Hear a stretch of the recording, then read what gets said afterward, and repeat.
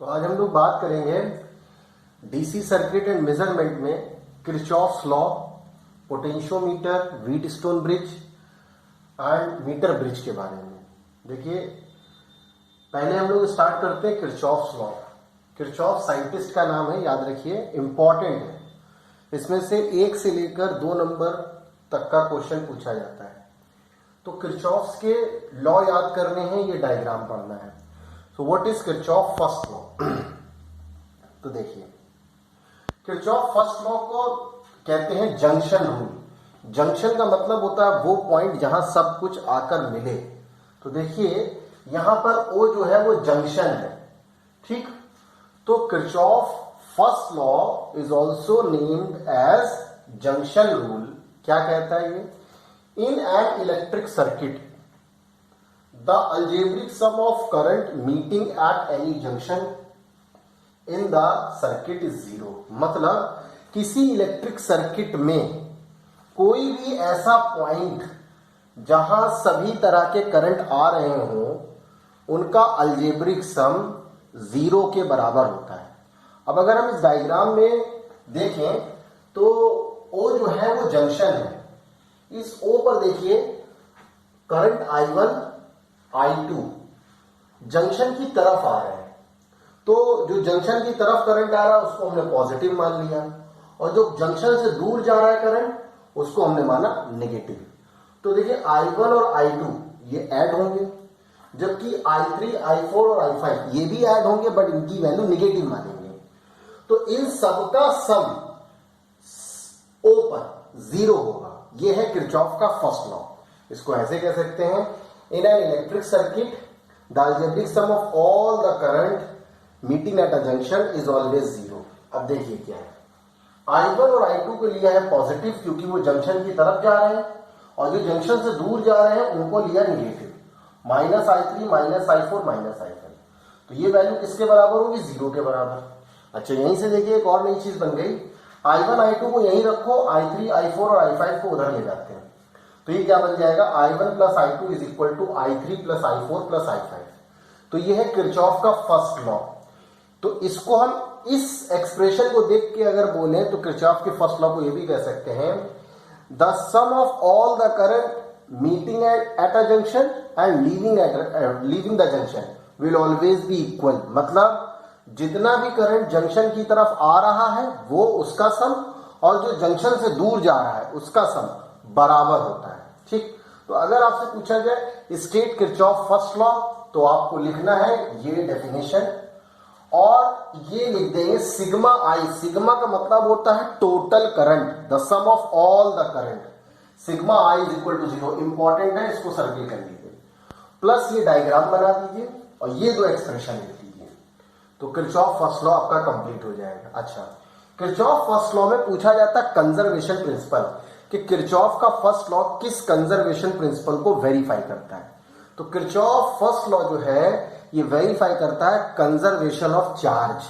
मतलब conservation of charge क्या है? इलेक्ट्रोस्टैट में हम लोग ने पढ़ा है कूलम्ब्स लॉ वाले में, the charge can neither be created nor be destroyed, it can be transferred from one body to another body and total charge of a body is constant.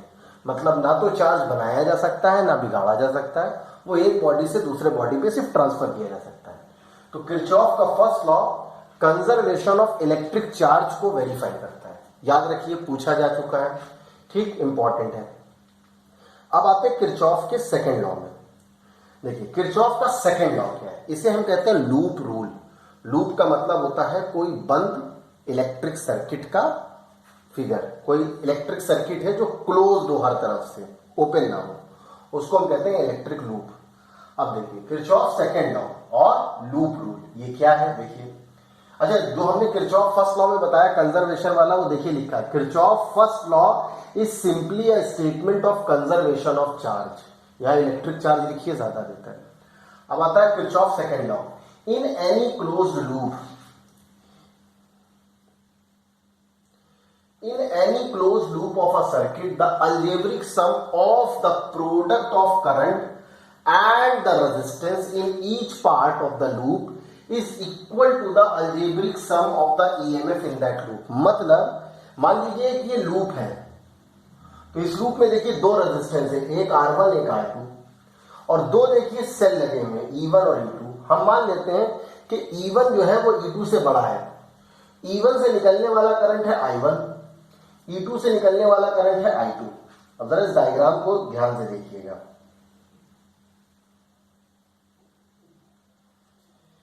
E1 से करंट निकल रहा है I1 और E2 से निकल रहा है I2। ये दोनों करंट यहां पे मिलेंगे, यहां पे मिलेंगे तो टोटल सम क्या हो जाएगा I1 प्लस I2। मतलब इस आर्म में नीचे जाने वाला करंट कितना हो जाएगा I1 plus I2, junction rule से, फर्स्ट रूल से।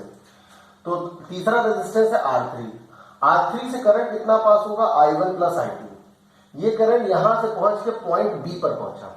जब पॉइंट बी पर पहुंचा तो इस बैटरी ने करंट निकाला था I2, तो पॉइंट बी से I2 करंट इस रेजिस्टेंस की तरफ चला जाएगा इस सेल में जाने के लिए, और I1 करंट ऊपर जाके इस रेजिस्टेंस से होते हुए वापस बैटरी में चला जाएगा। तो पहले हम फर्स्ट लूप में आते हैं। देखिए नंबर 1 लिखा, ये पहला लूप है।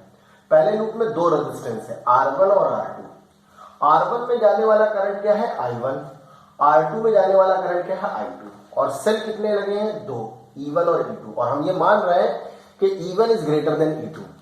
अगर E1 is greater than E2 तो सर्किट में बहने वाले करंट का डायरेक्शन हम मान लेते हैं वो ये है, direction of current in the circuit. तो अगर हम देखें R1 में, रेजिस्टेंस R1 में करंट का वही डायरेक्शन है जो सर्किट में बहने वाले करंट का डायरेक्शन मान रहे हैं, तो I1 R1 का प्रोडक्ट हम पॉजिटिव मानेंगे। बट अगर हम R2 में बहने वाले करंट I2 का डायरेक्शन देखें तो ये देखिए अपोजिट है। सर्किट में फ्लो होने वाले करंट का डायरेक्शन हम ये मान रहे हैं, जबकि R2 में जाने वाला करंट ये है। तो I2 और R2 का प्रोडक्ट कैसा होगा, नेगेटिव। तो वही कह रहे हैं the sum of the product of current to their respective resistance in a closed loop is always equal to the sum of total EMF present in that loop. अब देखिए I1 R1 पॉजिटिव है, I2 R2 negative है, तो I1 R1 minus I2 R2 बराबर किसके होगा, E1 minus E2। ये है किरचॉफ का सेकंड लॉ, ये किसी भी लूप के लिए वेरीफाइड है। अब हम सेकंड लूप में आ जाते हैं।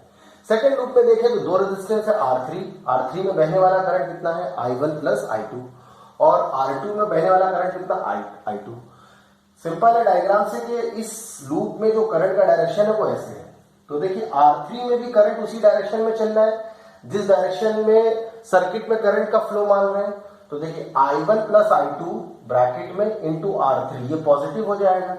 अब हम I2 और R2 का प्रोडक्ट देखें तो ये भी पॉजिटिव होगा कि उसी डायरेक्शन में जा रहा है।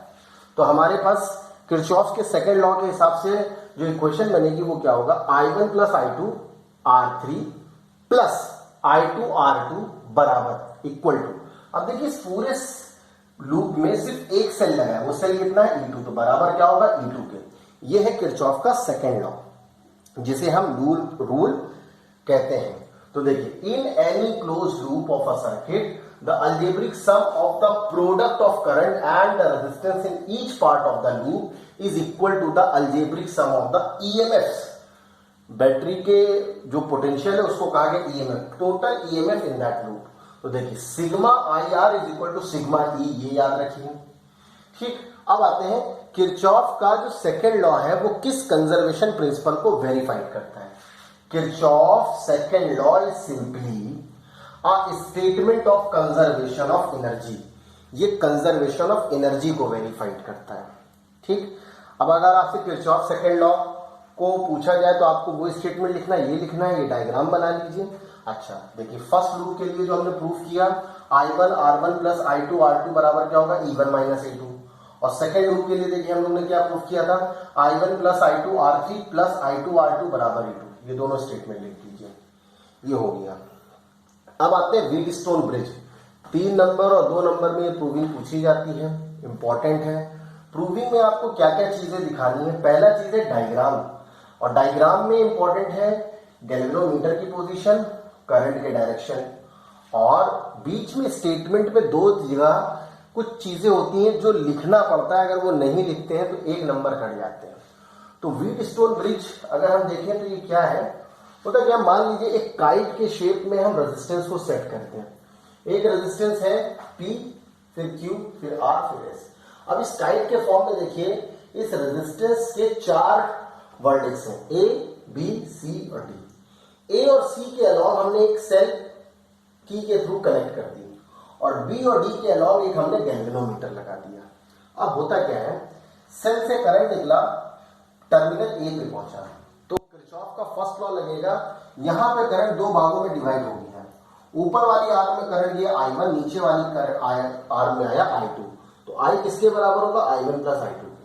ठीक, अब ये करंट I1 इधर गया, I2 उधर आया। अब हम ये मानते हैं कि P और Q का रेशियो इस तरीके का है कि वही वैल्यू R और S का है।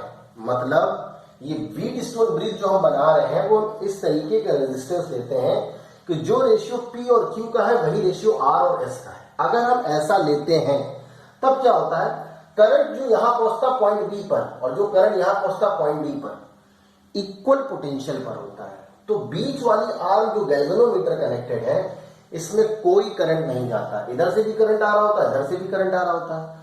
तो ये I1 करंट जो गैल्वेनोमीटर में जाने वाला था सीधे Q में चला जाता है और I2 करंट जो गैल्वेनोमीटर में जाने वाला था वो सीधे S में चला जाता है। तो बीच वाली आर्म में कोई करंट नहीं आता। तो गैल्वेनोमीटर क्या शो करता है, जीरो डिफ्लेक्शन। तो हमें इसमें एक जगह लिखना होता है the deflection in galvanometer is zero, उसका 1 नंबर मिलता है। और क्या, पहली चीज तो हमने डायग्राम बना लिया। डायग्राम बनाने के बाद अब हम इसको समझते हैं थोड़ा।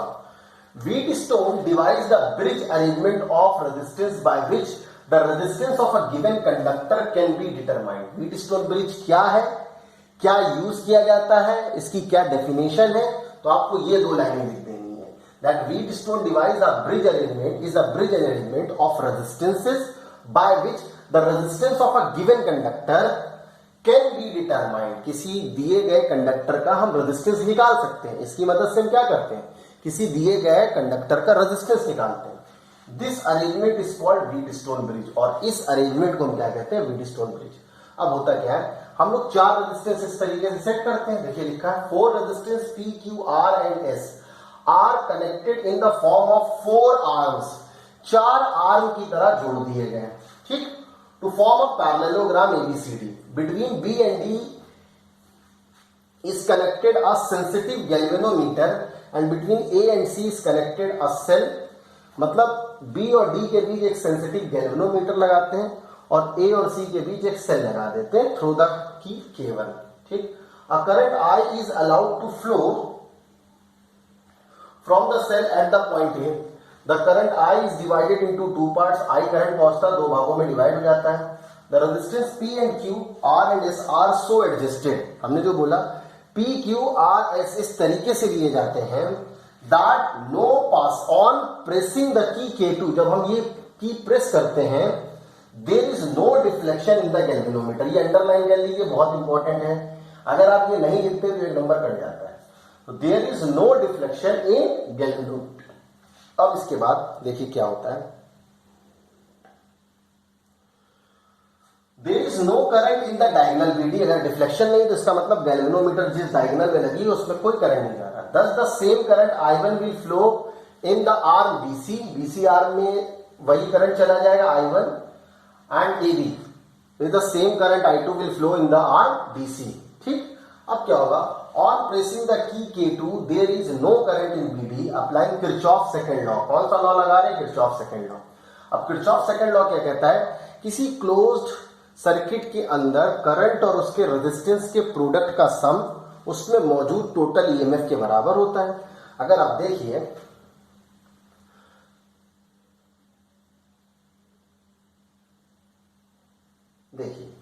हमारे पास 2 इसमें क्लोज लूप है, एक लूप ये और एक लूप ये। इन दोनों लूप में कोई भी बैटरी नहीं लगी है, बैटरी बाहर है।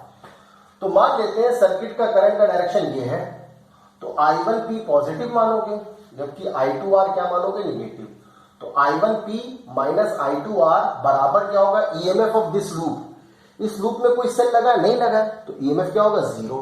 इसी तरीके से यहां देखते हैं I1Q पॉजिटिव ले लेंगे और I2S नेगेटिव ले लेंगे, तो I1Q माइनस I2S बराबर भी 0 आ जाएगा। तो हमें क्या मिला, देखिए I1P minus I2R is equal to 0 और I1P is equal to I2R। Similarly I1Q minus I2S बराबर 0, that is I1Q is equal to I2S।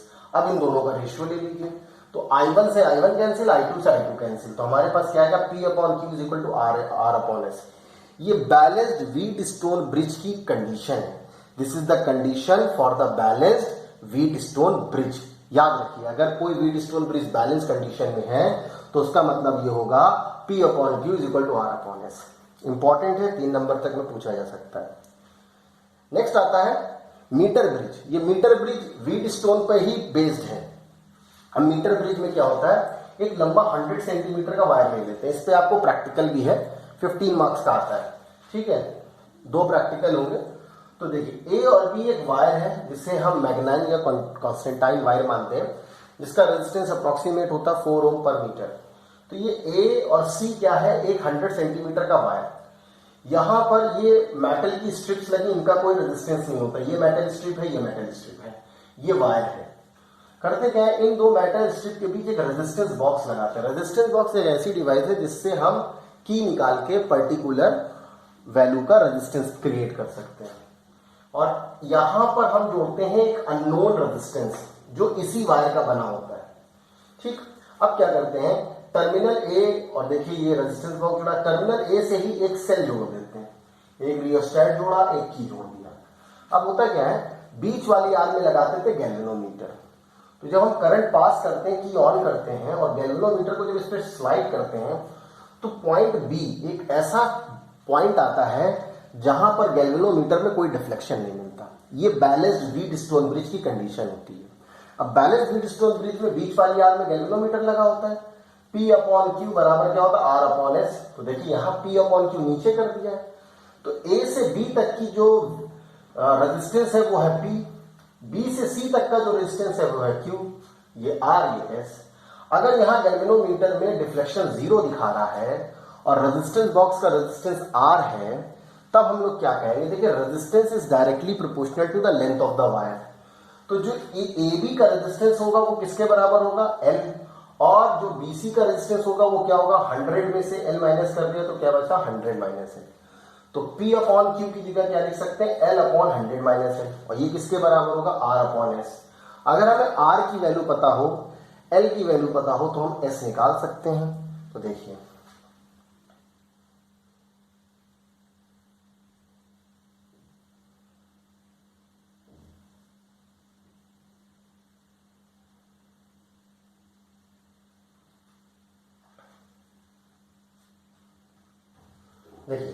P upon Q is equal to R upon S। तो P बराबर, ये चीज आपको नहीं पढ़नी, सीधे आप क्या लगाएंगे, P अपॉन Q किसके बराबर होगा, L अपॉन 100 माइनस L के, और P अपॉन Q किसके बराबर होगा, R अपॉन S। तो L अपॉन 100 माइनस L किसके बराबर हुआ, R अपॉन S के। तो आपको S की वैल्यू चाहिए थी, तो S बराबर क्या हुआ, R bracket 100 minus L upon L। तो अगर आपको R और L पता है तो आप S कैलकुलेट कर सकते हो। ये कहलाता है मीटर ब्रिज, जो कि व्हीट स्टोन ब्रिज पर बेस्ड है। इसका प्रैक्टिकल भी आता है, 15 नंबर तक का प्रैक्टिकल में है, और बोर्ड से भी इसमें क्वेश्चन आते हैं। Okay bye.